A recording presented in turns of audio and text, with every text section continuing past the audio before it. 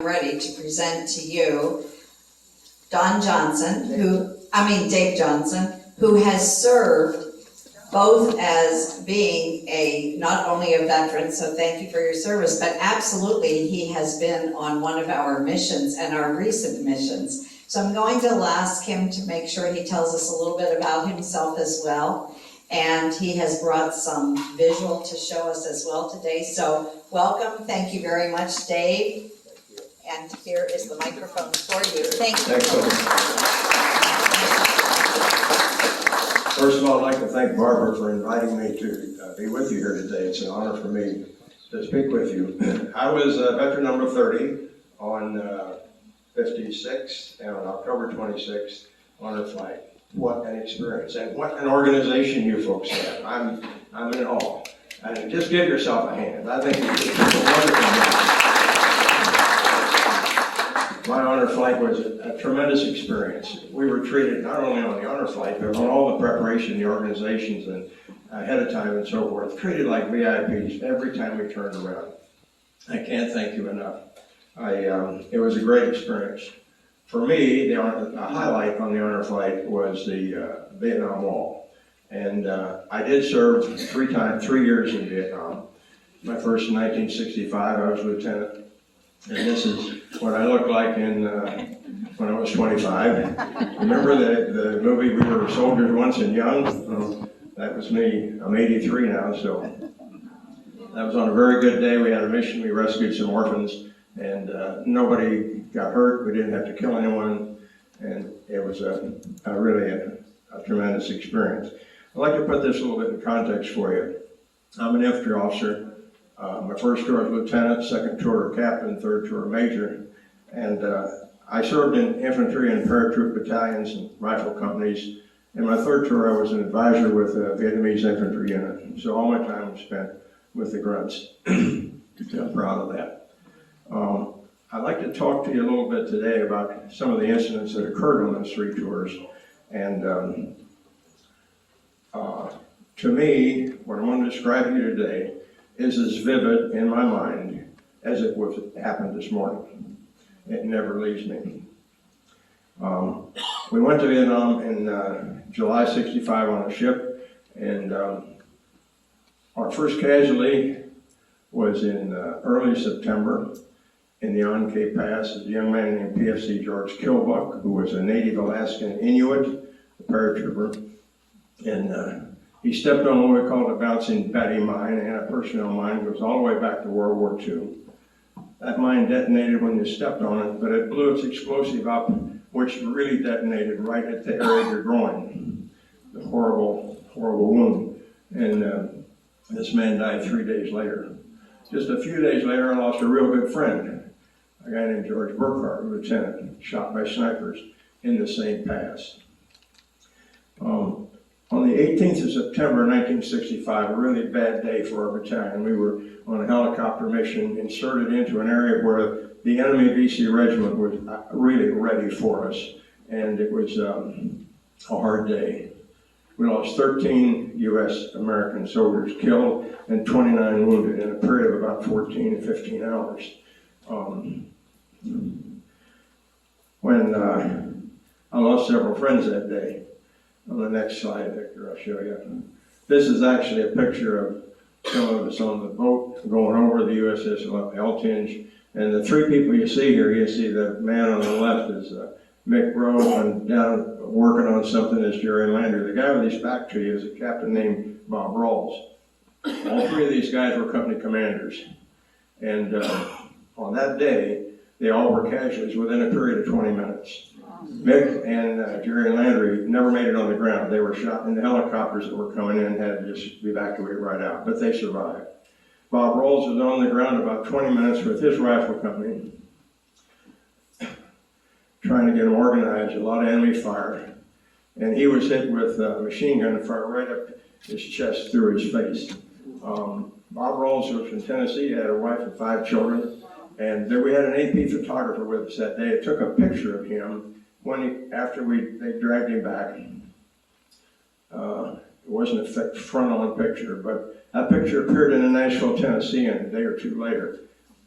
And we believe that his wife saw his picture in the paper before she was even notified. So that's hard. The whole day was hard. They said we killed about 300 enemy, but more important, we lost 13 and 29 wounded. And they're all on the wall, of course. I'd like to shift on now to the second tour. Now I'm a captain and a rifle company commander down the 9th Division, down the Delta area. I have 120 men regularly speaking. These were all draftees now. First time paratroopers were all volunteers. So a little different scenario. But on the 28th of December that year, I sent out about 10 patrols from my company. And on one of those patrols was a young man named David Paul Nash and 3 of his guys with him. David had been in the country about 60 days. And he was from Whitesville, Kentucky. He was 19. Early that morning, like 3:30 or 4 o'clock in the morning, the enemy sneaked up on him, took him under fire, and threw a grenade in the position where David and his 3 buddies were in a rice paddy intersection. Now, David Nash had probably 2 seconds to decide what to do. Maybe he could have leaped over the rice paddy dyke or grabbed the grenade and thrown it back at them, but he didn't. David Nash put his body on the grenade, and that body, of course, absorbed all the blast. The other 3 guys were not hardly hurt at all. David, of course, was killed. Subsequently, he was awarded the Medal of Honor posthumously, and his family lives in Whitesville, Kentucky. Now, I know that you're not supposed to talk about the Bible, but I'm going to make a quote today. I don't care. In the book of John, the 13th chapter, Christ said, "Greater love hath no man than this, than to lay down his life for his friends."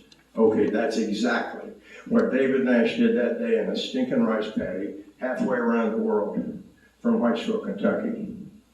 Some people say, oh, David gave his life for his country, for the flag. No. He didn't give his life for any of that. David sacrificed his life for his friends, for those 3 guys that were with him. And he only had known them 60 days. David Nash is my hero. Of all the people I ever met in 26 years in the Army, David Nash is the one. And I need to recognize him and honor him. About 2 hours after he was killed, I was trying to move my patrol over to link up with him because their platoon leader had been wounded, a couple other guys, and needed to get a medevac in. And in a hurry, I went through a canal, pretty deep water, and I got up on the other side, and I was looking at my map and my compass, trying to figure what the best way to get there, and I stepped on a booby trap, what they call an IED today. It was a small piece of plastic explosive, about the size of a coffee cup, maybe. But that knocked me down, of course, or in the air. But attached to that device were, that broke several bones in my foot and my ankle and got some shrapnel now. But attached to that booby trap were 3 hand grenades. And they were just thrown to the side. They were just laying on the side after I got hit. And either they were too crudely put together or they made a mistake or something, but not one of them detonated. If they had, you would have been looking for a different guest speaker today. I wouldn't be here. But right after that happened, I'm on the ground, and my combat medic named Roberts came up to me and got down in the mud with me. And he said, "Captain, look at me." He looked in my eyes. He said 2 things. Number 1, he said, "You got broken bones, you're going all the way home, all the way to the USA." Wow, that was a good thing to hear. I thought I had lost my foot, but I didn't. Anyway, he said number 2, "It's never, ever going to hurt any more than it does right now." He gave me a shot of morphine, I think, whatever. And I had such great treatment, not only from Roberts and then the nurses in the VAC hospital, and all the way through operations in Japan and back to the States, I was just blessed. And I cherished the care that I received. I've thought, though, a lot about that later, and I think, here's David Nash. He intentionally puts himself on a grenade and is killed. I accidentally stepped on 3, and several months later, I was able to walk away from it. I have a foot, I don't know how to explain that. I feel guilty about it, even today. Someone said, maybe Your good fortune is at the great expense of someone else. That's how I kind of look at it. So I get by with it. But I got to honor David Nash, you understand? He's my man. I was evacuated in January '69. About 2 weeks later, get the next slide there. That's David Nash. I'm sorry, I didn't put him up early enough. PSC, 19 years old. He's Roman Catholic. Came from a family of 6. Never been to college. Wasn't married. What a loss, huh? Yeah, so many young like that. In fact, 60% of the soldiers and Marines who were killed in Vietnam were 21 years of age or younger. When you think about that, most of them weren't married, didn't have a family like me, had not been to college. Some of them came from pretty mean circumstances in their lives. But, and I imagine a lot of them had never eaten at what we would call a nice restaurant in their whole life. Now their life's gone, but I'm still here. I've got children, I've got grandchildren, I've got friends, I've got all this villages. My life's been full. So when I reflect on these guys, and that's what I'm trying to do today, is to honor them because they didn't have that. That was denied them. Well, a couple weeks after I got evacuated, my boss, here's in the next slide, the guy without the helmet is a lieutenant colonel named Donald Schroeder from Wyoming. I worked with him in my first tour in Vietnam, and now he's my battalion commander in my second. This is what it looked like in the Delta. A lot of the time we had to go through that. Swamps and mud and canals. He's helping evacuate a wounded guy here. On the 13th of February, Colonel Schroeder was in his command and control helicopter, and he got a lot of pressure that day from his boss to get a prisoner. He saw a guy scoot out from a rope or tree line, and he directed the helicopter on the ground. He jumped out and went after the guy, but it was a setup because they laced him with machine gun fire, and he died on the way in the helicopter on the way back to where he could have treatment. Very brave guy. Maybe foolhardy, but the bravest guy I knew over there, Don Schroeder. Okay. Now my third tour, I went back and I was an advisor with the Vietnamese unit. They had a different kind of war, but I worked for a Vietnamese colonel named Colonel An, who was from North Vietnam. He's Roman Catholic, his family fled to come down to the south, but he'd been in the war his whole life. And his helicopter one day was hit by an SA-7 heat-seeking missile, and he and everybody in the helicopter were killed. I wasn't with him that day. I had been reassigned just a short time before. Now, also on the 5th of July of 1972, I was told to go on a reconnaissance mission in a helicopter, just in the back seat with my map, and over into Cambodia. We were very near Cambodia then, and I went up, and we had a couple of SA-7 missiles shot at us that day, and we were trying to get back to Vietnam, and we were hit by a probably 51 caliber round, which caused the engine to go out and started smoking. And our pilot was able to auto-rotate, which means he let the blades go on their own, and we came in, I'm going to call it a crash, but it was a very hard landing, but nobody was hurt. We immediately came under fire, and I called a mayday in on my radio, and so did the pilot. About 10 minutes later, 8 maybe, I got a call on the radio. It said, "This is Hill Climber 3-2, we're coming to pick you up. We're a Chinook and we're coming to pick you up." This is a picture of a Chinook. It's about the size of a bus, not designed for medevac necessarily. It's a load-carrying outfit. And I said, "Great, come get us, we're ready," because we were under fire. And I said, "I'm taking a machine gun and small arms fire from the west, the north, and the east. Please come in from the south, and we got to go back the same way, quick."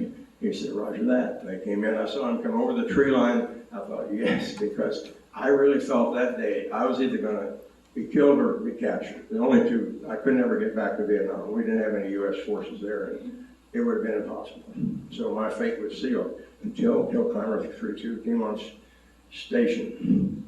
Well, as soon as they came over the tree line, of course, the enemy started shooting at them because that's a big target, you know, and we felt pretty good because they weren't shooting at us then. But I talked to the crew chief later. I was on that helicopter, and he said that he saw so much tracer fire coming with the helicopter, he told himself, today, this is my day to die. I'm not gonna make it out of this. But they did, they came in, they took a lot of hits, several. And we took rounds as we were racing to get on board.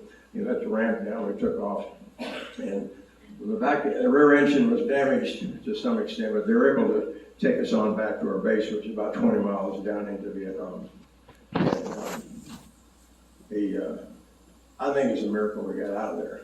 But I was able to get in touch with 2 or 3 of those guys. The pilot, the aircraft commander, a guy named Bruce Creighton, and the crew chief. We had a little mini reunion in April this year, 50-year reunion we called it. And those 2 guys hadn't seen each other in 50 years. So it's good, we drank a lot of beer for us. But when I think about David Nash and what he did for his buddies there, you know, laid down his life for them. I think about the guys who were flying this Chinook. They did the same thing, you know. They put their life on the line, and they didn't even know us. We weren't the same unit. I never met them, and they just felt like they needed to come and save our lives. Well, that's maybe that's really heavy. I owe them my life. I owe them my life. Now, that next slide. You can't read that here, but those are names of 16 of the 18 people I knew who were killed in Vietnam. And there are some older guys there and some younger ones. But I mentioned George Burkhardt and Bob Rawls. Johnny Faircloth, number 3, was from Georgia, his staff sergeant, wonderful sergeant, and his brother is the judge in Georgia. Herbert Dexter was a major as our operations officer in that big battle on 18 September. He saw a need to get some troops together, and he took them up this hill to try to push the enemy off, but he was killed right almost at the top of the hill. And the squad had to pull back and leave him there. Not only was he shot, but he was, they came up right afterwards and riddled his body with rifle rounds, the enemy did. When we pulled him back, he was in terrible shape. But they named a school for him in Fort Benning, Georgia. And that's the first school my daughter ever went to, Herbert J. Dexter. Okay. George Burchett was a cook from Decatur, Illinois.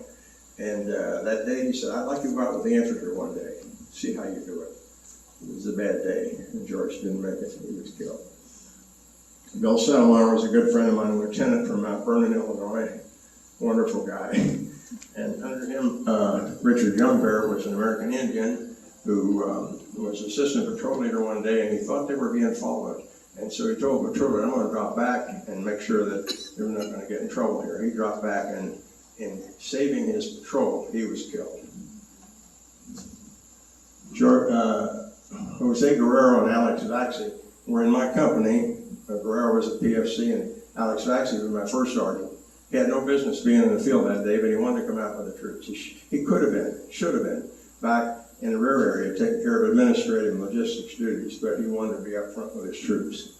And he had a Japanese wife he met during the occupation. Frankie Wallace from Alabama, great young lieutenant. They named a road highway for him in Alabama. Okay. Bill Otto, another lieutenant, was killed while he was assaulting an enemy machine gun position, almost I think by himself. The day after, he received a Dear John letter from his wife telling him she was going to leave him. So, bad. J.D. Harold and William Barragay there were, J.D. was a sergeant who'd been in Korea, and so had Barragay. That was a Catholic priest, Barragay, a Korean veteran too. He was our brigade chaplain. They were both on a Chinook. They were getting ready to go home, back home. They were about 2 weeks from going home. I got shot down. And I got Donald Schroeder and David Nash down there I already talked to you about. To me, these names are etched in stone, they're etched in my heart too. And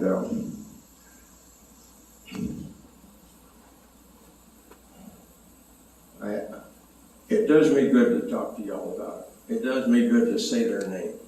I was at a reunion one time of a unit, I was up north of Atlanta somewhere, and there was a monument there, and there was a basket they set in front of it. They gave each of us some pieces of paper.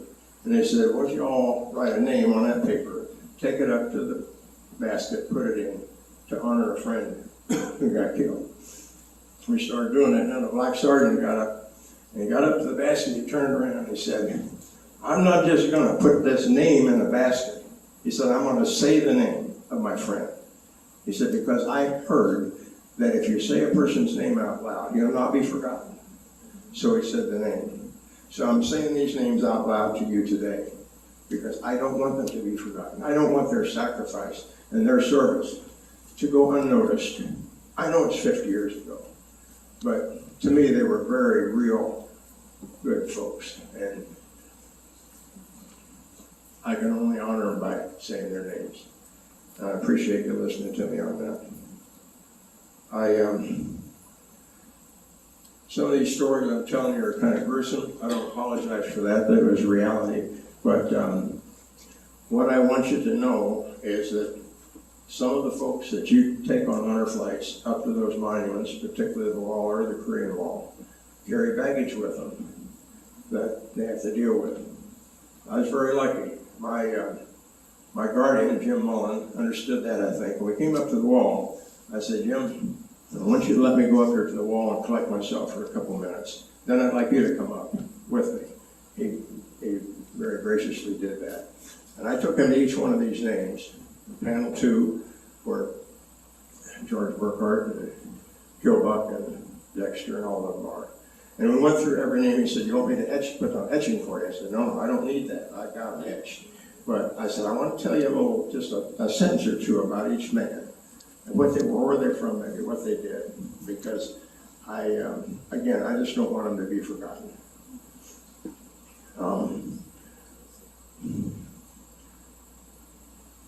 I want to thank you for giving me the opportunity to go on that honor flight. It meant a lot to me. Still does. I've honored a lot of people here today, but I'd be remiss if I didn't honor one other person. As my wife. We've been married almost 58 years. I guess we have been married 58 in November. We were married when I first went to Vietnam in 65. We've been married about 6 months. Judy said, you know, one day my husband went off to work and came back 12 months later. And but we didn't have any children then. We had a daughter on my second tour, and we had a little boy and a daughter for my third tour. And she didn't want me to go on the third tour. Believe me, I'm surprised she didn't leave me. I didn't want to go either. But anyway, she stood by me all that time, took care of everything at home. I took care of the kids, wrote to me almost every day. And I never got a letter that said I'm having a problem with the refrigerator or the car, or I had a flat tire, or the kids are acting out. Never, ever. Anything to make me worry or be upset about what was going on.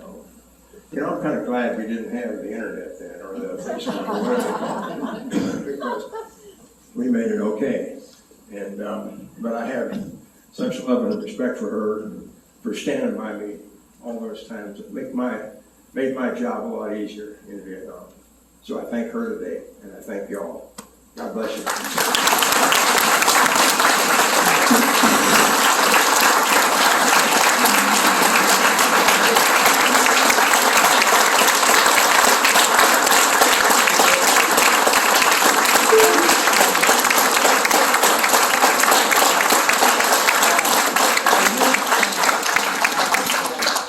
Oh my gosh. Who wants to be a guardian this year? Oh, don't we all want, what a movie. Talk. When Dave told me what he was going to speak about, I said, this is absolutely the perfect topic to bring to Village's honor flight.